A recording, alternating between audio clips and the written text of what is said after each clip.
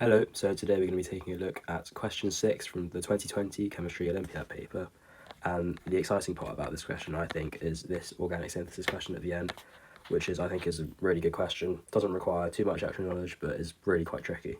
But we'll start with part A. Part A asks us to give the oxidation states of the nitrogen atom in nitrogen gas and in the ammonium ion. A quick recap of oxidation states. When we apply oxidation states to covalent compounds, we're treating it as if all the bonds were ionic. What would the charge on each ion be if everything was ionic? So in nitrogen gas, well, if it was ionic, well, we can't really say it's ionic because the point is there's no difference in electronegativity between these two atoms. They're going to have exactly the same electronegativity because they're the same atom. So what we say is the oxidation state of any atom in its pure element form is 0. So in nitrogen gas it's going to be 0, and in the ammonium ion, well, NH4 plus, well, the idea is we have 4 hydrogens attached to a nitrogen, which is tetrahedral by the way, and nitrogen's more electronegative than hydrogen. Just like in an OH bond, you have a delta minus on the O, delta plus on the H.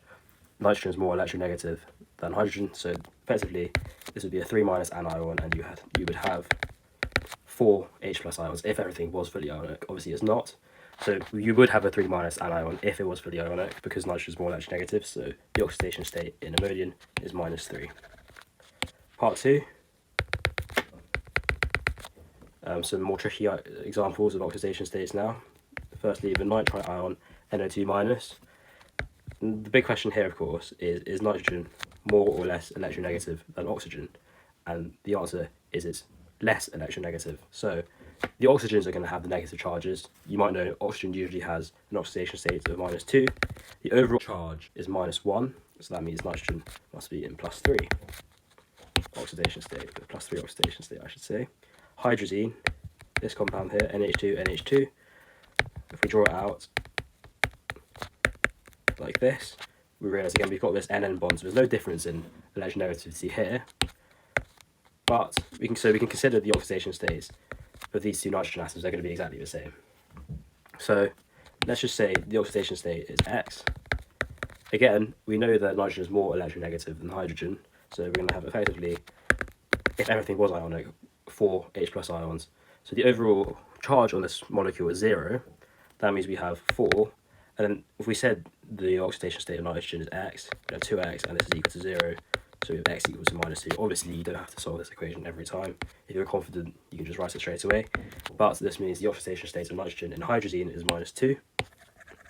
Finally, we have hydroxylamine, NH2OH. And I'm not going to draw out the whole molecule this time because, like I said, oxygen is going to be the most electronegative element here, and we know it likes to be in -2 oxidation state. Sorry, and we know the hydrogens are likely to be in the +1 oxidation state. So what does that leave us? Well, the whole charge on the molecule is 0. So again, if we write our little equation, we have X being the oxidation state of nitrogen, +1, +1, -2, +1 equals 0. And of course, these +1s are for the hydrogens, this -2 is for the oxygen. And if we solve this equation, we get X plus 1 equals 0 and X equals -1, which means the oxidation state of hydroxylamine, of nitrogen in hydroxylamine is -1. Part B, using your oxidation states from part A, write equations. Well, yeah, these oxidation states are going to be very, very important. It would be very difficult to do it without them. It would be impossible. You'd have to work them out first, if anything. So firstly, nitrite to hydroxylamine. We know nitrite is NO2-, and we can make a note that nitrogen is a +3 oxidation state here. And hydroxylamine, and we can see that this nitrogen atom has gone down by 4 in its oxidation state. And you might know the whole point really of doing these oxidation states is to work out how many electrons effectively is this nitrogen gaining as it's being reduced, as it's going down by 4 in its oxidation state. And the answer is it's 4 electrons. That's kind of the entire point of working out these oxidation states, so that we can balance these half equations.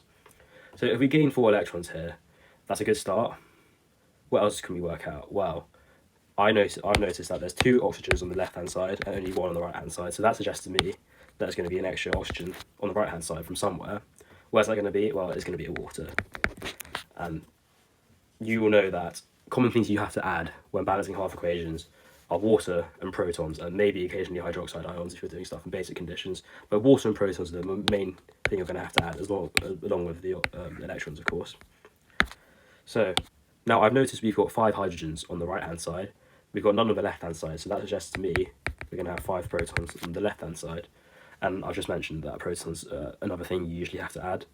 And finally, we can check, do all the charges balance? Well, on the left-hand side, we've got 1 minus, 4 1 minus, that's minus 5, 5 H plus, that's plus 5, so 0 overall on the left-hand side and 0 overall on the right-hand side. So we can be confident that this is the correct half equation for part B. Part B2, the reaction of the ammonium ion and hydroxylamine to give hydrazine. Again, let's make a note of all our oxidation states. So I've filled in what we know so far, that ammonium and hydroxylamine react to give hydrazine, and I've written in the oxidation states above each nitrogen atom. And effectively what we can see here is one of the nitrogen atoms, the one in ammonium, goes from -3 to -2, so it's being oxidized, it increases in oxidation state by 1.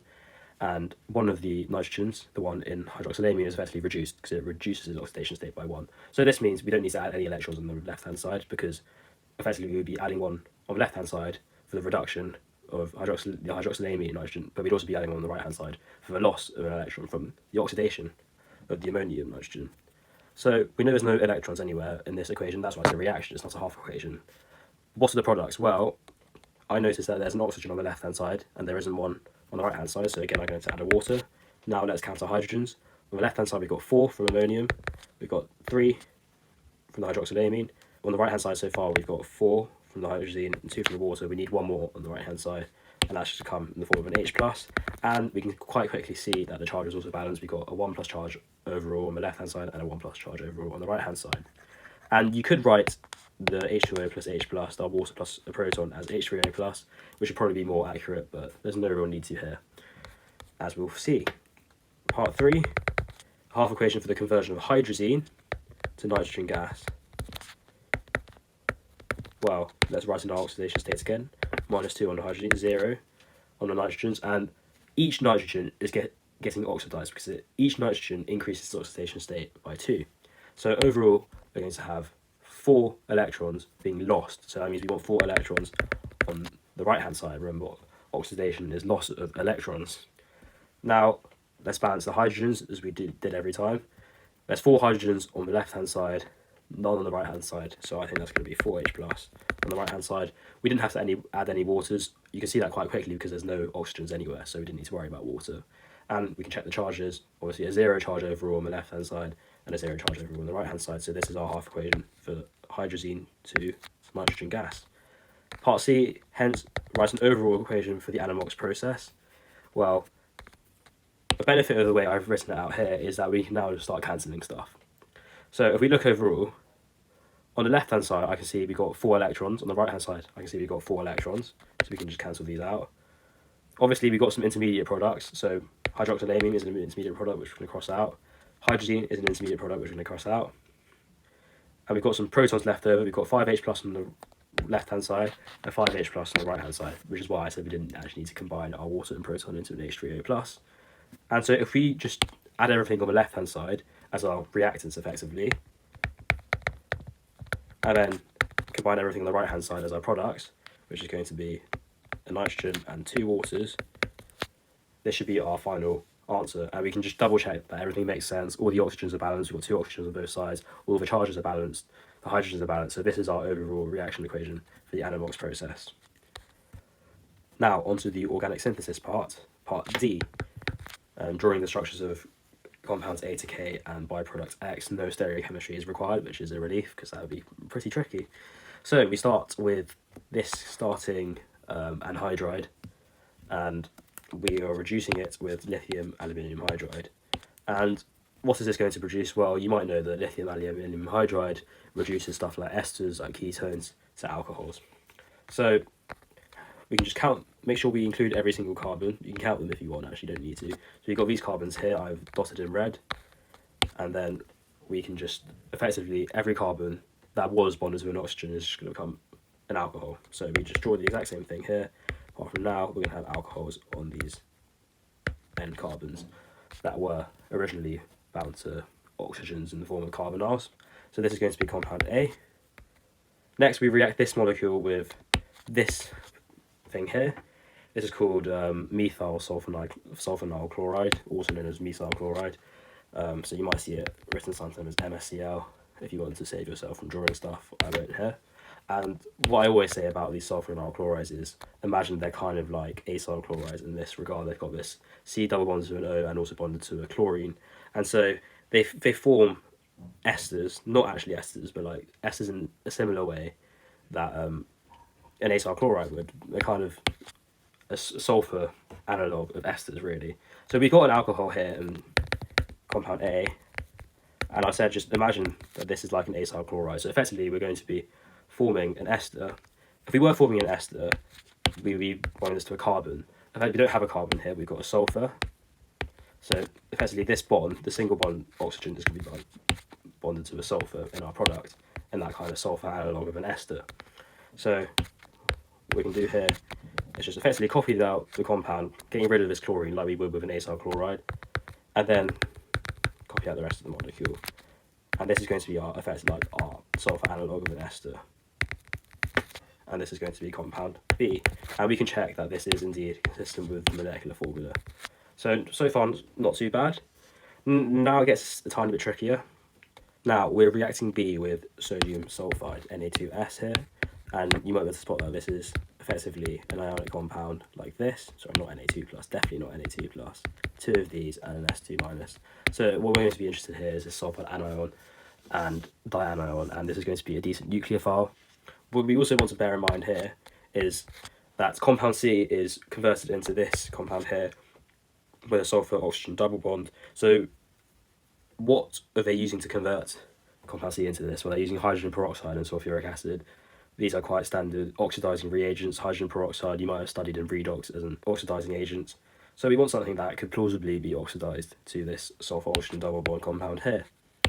And you might imagine that this sulfide anion, being a decent nucleophile, is attacking these electrophilic carbons here, bonded to the oxygens. And so, because it's a 2- anion effectively, you can kind of imagine a 1- anion attacking an electrophilic carbon to form one covalent bond, and 2- might be able to form two covalent bonds with two different carbon atoms. And so if we did that and we got rid of these oxygen-containing groups, oxygen and sulfur-containing groups, and these sulfonate esters, I think what they're called, are good leaving groups. That's actually the entire purpose of doing this process, treating A with methyl chloride, because these hydroxyl groups are bad leaving groups. So that's actually the entire point. These sulfonate ester groups basically are going to be quite happy to leave and do that, as I've drawn. If I get rid of this sulfur anion, so these groups are going to leave, and effectively, if I draw it in a different colour, you might have a nucleophilic attack like this. And this is kind of like a nucleophilic substitution reaction, effectively, just a bit more difficult. And if we draw out the product of this, we get, well, we have two carbons here, which form a bond to a sulfur, and we get that. Now, can this plausibly be oxidized with hydrogen peroxide and sulfuric acid to this compound? Well, yes, it can, because effectively we're just adding on an oxygen here, so that's definitely a plausible oxidation product. So we can be quite confident that this is compound C. We have a 4-membered ring and a 5-membered ring, and this gets converted to this compound here. Next, we react this compound with SO2Cl2, sulfuryl chloride, I think is what it's called, something like that. And this is quite similar to SOCl2, not the same at all, they react differently in fact. But you can imagine this is going to be a chlorinating agent, and the question is, where is the chlorine going to add, and how many chlorines are going to add? Well, we can answer this question, the second one of these, how many chlorines, quite easily. You could add up all the atomic masses of all the atoms and then find a molecular mass for this intermediate compound here. But you might know that chlorine comes in two isotopes, comes in chlorine-35, chlorine-37. If we only have two MZ values here, that means there must only be one chlorine atom. Because imagine if more than one chlorine atom added, right, you'd have multiple combinations. You could have, for example, if two chlorine atoms added, you'd have one where it's 35 and 37, one where it's 35 and 35, and one where it's 37 and 37. So effectively, you'd end up having three MZ values here. And because there's only two, we know that basically one of them happens when one 35Cl atom adds to this molecule here, and the other one happens when one 37Cl atom adds to this molecule here. So there must only be one chlorine atom. Now, where does the chlorine add? Your intuition might be that it adds to one of these carbons here, and you would be right, because these carbons are probably the most electrophilic. In fact, it's nothing to do with the electrophilicity of these atoms. SO2Cl2 reacts via a radical mechanism. But what we can think about is, we've got this molecule here, a chlorine adds somewhere to form D. This strong base, terbutyl oxide, you might have come across it before, deprotonates to form an anion. F then forms a 3-membered ring with loss of gas X. And really looking forward this far, in fact, is quite important. So we lose gas X. What's gas X? Well, it's got a molar mass of 48 grams per mole. What has a molar mass of 48 grams per mole? Well, it's going to be something with 1 sulfur, because sulfur is a mass of 32.06 and oxygen a mass of 16.0. So this is going to be sulfur monoxide. Well, how can we lose sulfur monoxide? So we know that actually X is going to be sulfur monoxide already. How can we lose sulfur monoxide from something that has a 3-membered ring? Well, if I drew in just a cheeky line here, right, and then we can quite quickly see that we can lose this part of the molecule quite easily. So we need to find some way, effectively, of forming this line. And what actually is this line? This line is a chemical bond, of course. So we need to find a way where we can form a bond between this carbon and this carbon here. How might we do that? Well, obviously, if we put chlorines, because remember, what we originally tried to do is figure out where we're going to add this chlorine here to form D. If we put chlorines on other parts of the molecule, obviously nothing's going to happen between these two red carbons here. So, as you might have guessed, and I said, if your intuition said that you'd add a chlorine to one of these atoms here, you are right. To really progress anywhere with this question, you are going to have to figure out that a chlorine goes here for the reasons I just said, because we want to get rid of this sulfur monoxide as X. So, D is going to be this compound here, and we know it's just one chlorine atom for the reason I stated. Now, we can deprotonate this. Now, where is this going to deprotonate? You might think that it's going to deprotonate here, and in fact probably does. This is probably the product of deprotonation because you have a chlorine atom here which is inductively electron withdrawing, so it will stable the deprotonated product at conjugate base. But what is this molecule, this anion, going to do? It's not really going to do very much. And remember what I said, we want to form a bond between these two carbon atoms. And what's one way of doing that? Well, this carbon atom is now electrophilic. So if we had a nucleophile, or a negative charge, in fact, on this carbon here, we could perform a nucleophilic substitution reaction, and then we form that bond we want. So, although, yes, this compound with the carbon next to the chlorine, carbon bonded to the chlorine being deprotonated, is probably the product of deprotonation. Well, another feasible product would be deprotonating here. And it's next to a sulfur, which is also electron withdrawing, so it's reasonable. And now we can do this nucleophilic substitution reaction. So, if we deprotonate on this bottom carbon next to the sulfur, not the one next to the chlorine, we get anion E. And like I said, the one with a negative charge is actually here. It's probably actually a more likely product, but it's not going to really react with anything. And then we know that compound F is what we get after we do this nucleophilic substitution reaction with the 3-membered ring we wanted, and with the sulfur monoxide effectively being quite vulnerable, as we get, I guess, is one way of putting it. So this is going to be compound F here, and it has this 3-membered ring that we want because we formed that bond. And we lose X, which is sulfur monoxide. And how are we going to lose X? Well, let's just draw some curly arrows just to find out. So if I get rid of the ones here. Well, sulfur monoxide has this Lewis structure, a double covalent bond between the sulfur and oxygen. This makes sense. Sulfur can form 2 bonds. It's in the same group as oxygen. So this is a happy Lewis structure.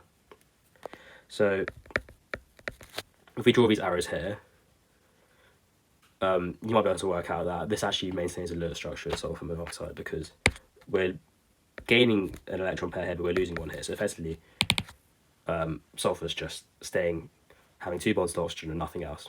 So once we do that, sorry, I shouldn't have rubbed out the arrows. What do we get? Well, if we draw out the structure of this, we get sulfur monoxide, but what else do we get? Well, this bond here forms another bond, effectively. Another pair of electrons is going into this bond, so that means we form an alkene. So if I get rid of this stuff, so I'll redraw it, the 3-membered ring. This is going to be our product after we get rid of the sulfur monoxide from F, and this is G, and this is a hydrocarbon. And we can check the 13C NMR values they've given us. What does this mean? There's 3 peaks in total, so 3 carbon environments. Is that expected? Well, yes, it's fully symmetrical down here. So there's 1 carbon environment here. This is another carbon environment by these 2 carbons, and this is the 3rd one.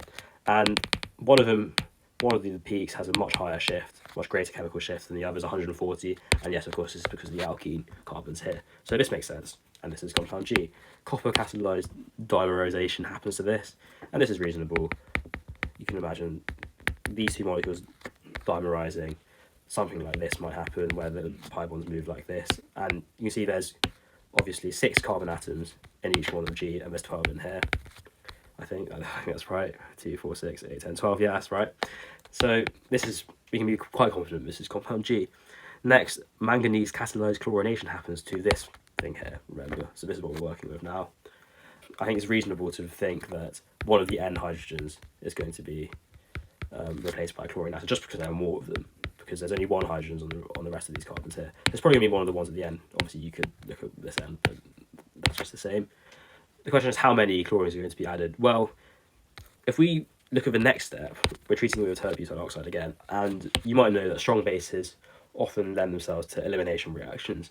And if we look at the product of this, well, again, we've got this 13C NMR and 1 peak at a very high chemical shift, 140, similar to this one here. Remember, this 141.7 in G was for an alkene. So again, we might form an alkene.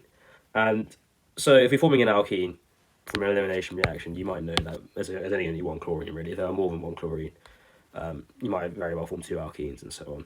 So we're just going to add 1 chlorine atom to this 5 squares structure. And like I said, you might guess that it's going to be on the end. And when we treat this with a strong base, an elimination reaction can happen. Obviously, there's 2 possible products of any elimination, well, not any. A lot of elimination reactions can form 2 possible products depending on which hydrogen you deprotonate.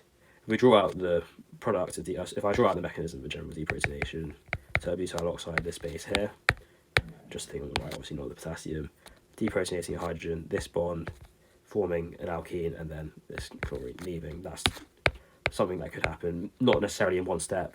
If this chlorine leaves first, it's called an E1 mechanism. If it all happens in one step, it's called an E2. But if we form if we draw out, the products of the 2 possible products of this elimination reaction, well, we could get, I just rub out this stuff here. If you remember, we had a hydrogen next to the chlorine here, so we could form an alkene here, but we could also form an alkene. We could also exactly like that, because we've got a hydrogen here next to that chlorine. Sorry, I should draw that H, because this compound here, so 5 squares, 1, 2, 3, and then a chlorine here. And so, yes, because of this, there's a hydrogen here and there's a hydrogen here, and so we can form the alkene here or there. Which one is it? Well, because they've given us the 13C NMR data, we can quite quickly tell there's 1, 2, 3, 4, 5, 6 peaks. And I guess the quickest way to see this is that there's 1 alkene peak. All the rest of these are going to be alkane peaks, alkane carbon peaks. In this molecule here, these 2 alkene carbons are in different environments. Here they're in the same environment because obviously this molecule is completely symmetrical. There's only 1 alkene peak, so the 2 alkene carbons must be in the same environment, so it's going to be this carbon. Alternatively, you can see that there's 6 peaks. There's going to be 6 carbon environments, and this is going to be a lot more than 6. Probably all of the carbons are in different environments, I think. So this bottom one is going to be the correct products for I. So we can draw I as this compound here. Now we add a side chain, so effectively I would have been this, and we add a side chain to like here, and we form this this thing here. This is called like a silyl ether, I think. The way we can work back from this is we can look at the reagents we used. So we've got hydrogen and nickel here, absolutely bog standard reduction of alkene reagent, and we've got an alkene here which is reduced. So we know that's what's going to happen in this step. We know in this step we've got an alkene J which is reduced to an alkane K. Now it's alkane K, not necessarily just an alkane, it might have other functional groups, and it does of course. So what do we react K with? Well, we reacted with chromium trioxide and sulfuric acid. This should be screaming oxidation to you. This is incredibly similar to something like dichromate, and acidified dichromate and sulfuric acid is the standard A-level oxidation of alcohols to either ketones or carboxylic acids or aldehydes, but under reflux to carboxylic acids. Guess what we have here? We've got a carboxylic acid. So this means K is probably an alcohol as well, and this alcohol is getting oxidized to a carboxylic acid here. How do we form the alcohols? Well, if we just get rid of everything past this oxygen bond and replace it with a hydrogen, this is now an alcohol, and this can get oxidized to that. So we built up a pretty clear picture of what happens now. J is effectively what I've drawn here in purple, getting rid of this stuff. This alkene is reduced in the step from J to K with hydrogen and nickel, and then this alcohol group is oxidized in the step from K to the final product, 5-ladderanoic acid. So if we just draw out everything here, J, and we need to be careful here that we get all the carbons right, so let's count how many carbons there are on the side chain. 1, 2, 3, 4, 5, 6, 7, 8 carbons in the side chain. So let's just make sure we get that right. If I draw it in the same orientation, 3, 4, 8 carbons in the side chain. 1, 2, 3, 4, 5, 6, 7, 8. And we want an alkene here, and this is bonded to an OH. Let's just double check the number of carbons. 1, 2, 3, 4, 5, 6, 7, 8. That's right. And obviously we talked about J to K with hydrogen nickel being reduction of the alkene to an alkane. 1, 2, 3, 4, 5, 6, 7, 8. And then lastly, K gets oxidized with the almost standard oxidation reagents to 5-ladderanoic acid, and this is compounds A to K and byproduct S here. So thanks for watching. I hope it was useful, and yeah, I'll see you next time. Bye.